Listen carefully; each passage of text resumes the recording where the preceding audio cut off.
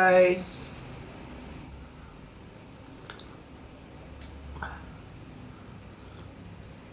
I'm talking to the world. Na-miss ko talaga yung vlogging. So, magkape muna tayo. Hapon na, and naalala ko lang yung mga times na ganito. So, off natin yung electric fan para mas clear yung aking voice. Actually, meron tayo ditong microphone, pero wala kasing 3.5 mm jack itong aking phone. So, if ever, meron ako dong isang phone na merong 3.5 mm jack, kaso hiwalay ko pa i-record yung voice. So, meron naman kasi tong audio noise reduction. That's why, ngayon meron ng noise reduction ang atin pong video. Mas clear nyo na akong maririnig. And, mare-reduce nga ang mga noise, of course, just like what it's saying. Grabe. Kasi medyo rinig yung mga cars sa labas dito kahit naka-off talaga, nakasarado na yung ating bintana. So what I'm drinking here, see that this is the Barley Coffee Classic. So ito siya, guys. Here, baliktad yan. Yan, we have the JC Barley Coffee Classic. This one. Ngayon, ang sachet niya, and nagtimpla tayo dito. Actually, ang init, kasi nga, pinatay ko na yung, and I want to be comfortable talking. So, let me just pause this, and papakinggan ko, sige. Eto, may testing tayo. So, what if meron naman akong noise reduction dito, tapos meron pa rin naman tayo.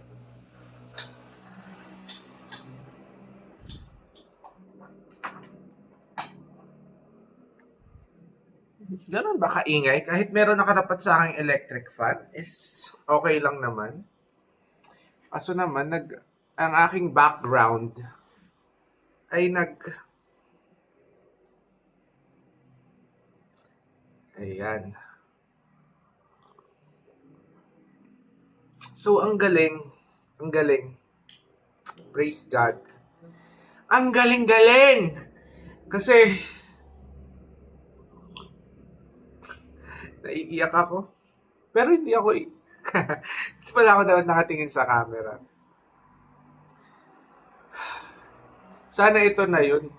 Tagal ko na kasi talagang gustong magkaroon ng consistent na vlog. So, ang limit natin sa vlog is 15 minutes. So, meron tayong sit down. Ito yung plan ko dati pa, no? Magkaroon nga ng ganito, vlog na sit down, 15 minutes with EJ, no cuts, no frills, no pabebe, hindi paligoy. Pwedeng paligoy-ligoy if trip ko sa moment na yun, depende sa akin. Oh no, may ADHD, may distractive brain does this all the time. Ang dami kong sinasabi, tapos nakita ko lang tong EJ sticker, and naalala ko biglang nagpa-pop in talaga sa isip ko yung memories before. Kasi ito, bigay sa amin to when I was a Kadiwa District Officer in Kamanava, and I'm so thankful. And first time ko kasi nagkaroon, kasi hindi naman ako din nagpapa-customize ng EJ, yung mga pangalan sa ganito. Grabe lang. Anyway, nalimutan ko na naman kung nasa na ako. Ito ang vlogging. Grabe. This is what I'm going to replace to my bad habits. Vlogging and talking to the camera. Because I'm not just talking to the camera. I have the potential, there is the possibility that whoever is listening out there, millions, billions, maybe all the people in the world has the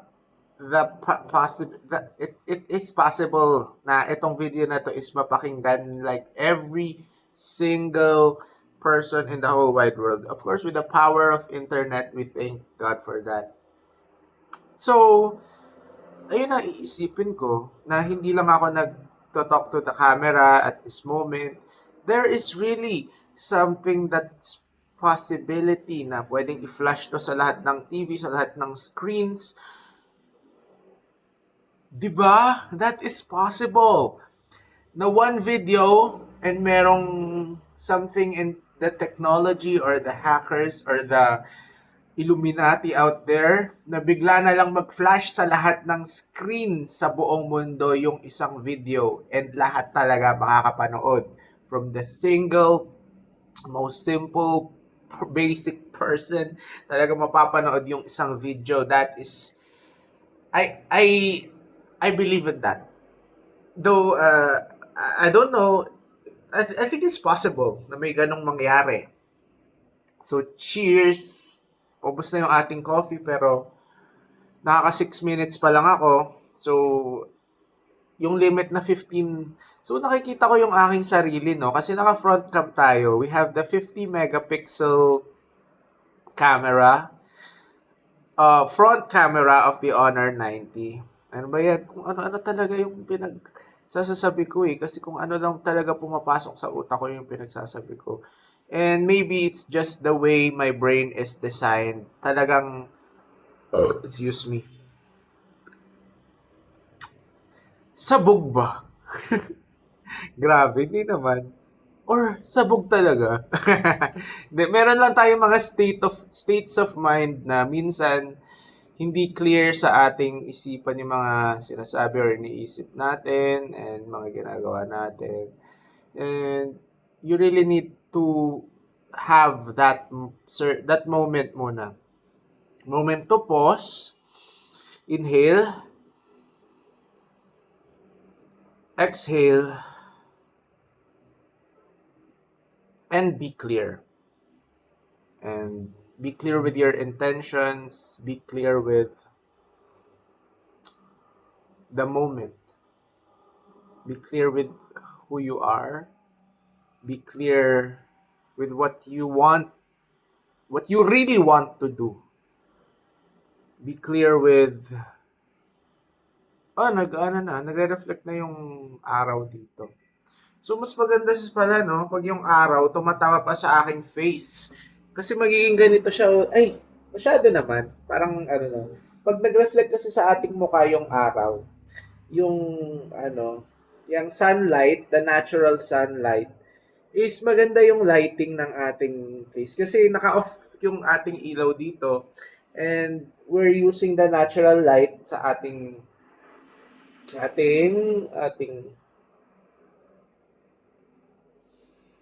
we're using the sun. Diba? Ang ganda pag malinaw siya. Pero okay lang din naman. Pag ganito, parang subtle lang. But whatever. So napaisip tuloy ako kung ano yung best time of the day to do this. To do this 15-minute mornings, pwede maganda. Pag morning, pwedeng 15 minutes a day. So yun nga, ang gulo na naman. Sabi ko na naman yung front camera kasi why not yung back camera which is 200 megapixels. Wow. Oh my God. Na syempre mas makikita niyo yung aking kapugian and all. And tsaka hindi ako masyadong nakatingin sa aking sarili kasi there is a tendency na magre-record tayo talaga, dinamay ko pa kayo, nagre-record na ako focus na ako sa aking sarili and not to the one I'm talking. So, when nakikita ko sa front cam, yung aking sarili ay parang nadadivert and nadidistract ako na hindi ako makafocus dun sa gusto kong sabihin. Kasi, syempre, naman hindi ma-distract sa ganyang itsurang pagwapo. Okay. Ubusin na nga natin to. Hindi napatagal ko pa. So, starting today is September 30. Every day of my life, hindi naman necessarily may specific day, may specific time of the day ko gagawin to. Kasi kusa siya talagang dumarating eh. Siguro ito rin talaga yung purpose ko. Matagal ko na kasi talagang gusto itong vlogging. Pero as we go, as the days goes by, as the days go by, tama 'di ba? Kasi days is plural, so yung go hindi natin siya lalagyan ng es. Ah, grabe siya. Ayoko na rin kasi tignan yung time din nakikita ko dito. O ayan, 10 minutes and 46 seconds out of 15 minutes. So nadidistract talaga ako. Tapos may tendency din na magpa-cute sa camera na gusto ko lang makita yung mukha ko at a certain way. Tapos hindi pa ako nakatingin directly at the camera. Dito ako dapat 'di ba nakatingin ako directly at the camera. Excuse me. Grabe amoy kaldereta yung aking hininga. Ayun nga, so ang gulo lang, ang sabog lang talaga ng vlog na to. So tatawagin ko tong vlog na sabog vlog. Ah. So, dito nyo makikita ang aking passion for everything. Pwede nyo rin dito makita ang aking fashion. Fashion ng plain white V-neck shirt. Hindi, I mean, passion nga, di ba? Dapat dito tayo maging passionate kasi I know deep inside myself, I have a passion for whatever this is I'm doing. Passion, I have a fire. Because matagal na panahon na I don't seem to feel that fire but not I mean nafe-feel ko siya at certain moments, especially when I perform. Pero alam mo yun, in an everyday life, hinahanap-hanap ko yun eh. And feeling ko, ito na yun. Naghahanap lang talaga ako ng tamang environment. Hinihintay ko lang, pero bakit ganun? Kailangan ko hintayin kung pwede ko naman yun gawin sa sarili ko. And hindi ko na kailangan other things that I do not have control of. Hindi ko na siya problema. They will do their thing. For as long as I know I can do the things that meron akong control, sige, gagawin ko yon. Meron akong control dito para hindi gawin yung bagay na ito. May control ako na ito na gawin na natin. But of course, hindi lahat nung gusto natin na porket control natin yun yung gagawin natin. Because no, erase yung part na sinabi kong meron akong control. No. Meron lang akong control siguro on my faith. Meron akong control on or in my faith. Grammar Nazi. Alam niyo yun guys, ang tangi lang, para sa akin lang in my 28 years and 6 months of existence, 5 months and 20 days of existence, talagang wala tayong control. Only God. God is sovereign. God is everything. God is the one. God is love. And we are nothing without Him. And the best thing that we can do in our life is to give God glory. That is the only thing that we need to do. That the only thing we have to that's in our mind.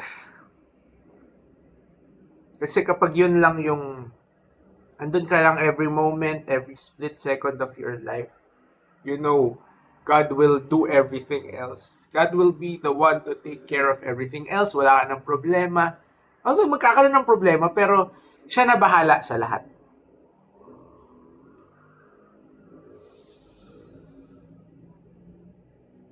Salamat po, Ama.